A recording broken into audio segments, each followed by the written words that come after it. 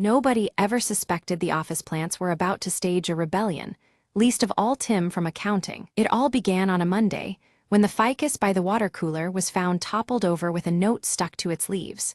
"We want sunlight." Tim rubbed his eyes. Anna's morning began with the familiar scent of freshly baked bread wafting through her kitchen. She glanced out the window and noticed a golden maple leaf fluttering gently to the ground. Deciding to seize the calm, she slipped on her shoes and stepped outside, the crisp air filling her lungs. The park nearby was her sanctuary, especially under the sprawling branches of the ancient maple tree. She sat down on the worn wooden bench, watching children play and dogs chase after frisbees. An elderly man approached, carrying a small sketchbook and a kind smile. "Mind if I join you?"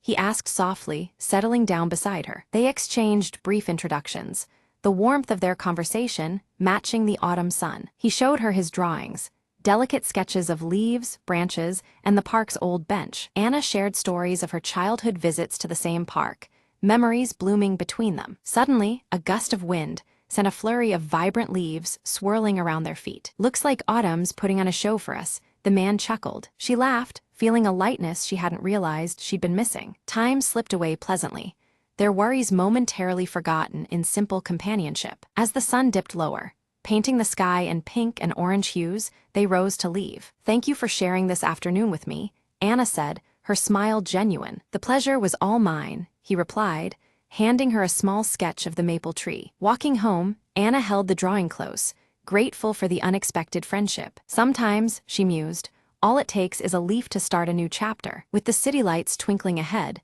she felt ready for whatever tomorrow might bring.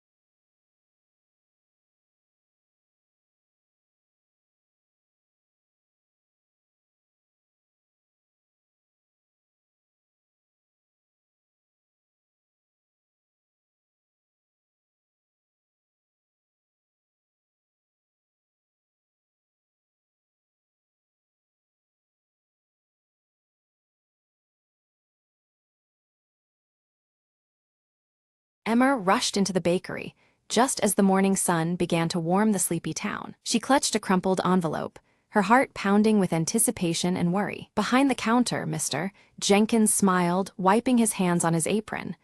"You're early today." Ella's days were a rhythm, a quiet melody flowing through the small cafe she ran by the corner. Every morning, she unlocked the doors with the same gentle smile, ready to welcome familiar faces and new stories alike. On this particular day, a shy boy named Liam stepped inside, clutching a worn-out notebook. "I heard this place feels like home," he said softly, glancing around as if searching for something. Ella nodded, pouring him a warm cup of coffee.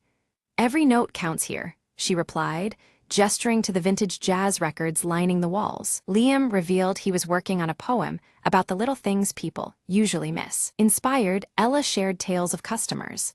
The baker who hummed while kneading dough, the old man who tapped his cane like a drummer, the young artist who sketched the laughter in the air. Together, they found stories in ordinary moments, like the steam rising from a cup or the clink of teaspoons mixing sugar. As the afternoon light shifted, so did Liam's confidence. His words began to flow smoother, capturing the subtle melodies Ella had described. When it was time to leave, he handed Ella the notebook.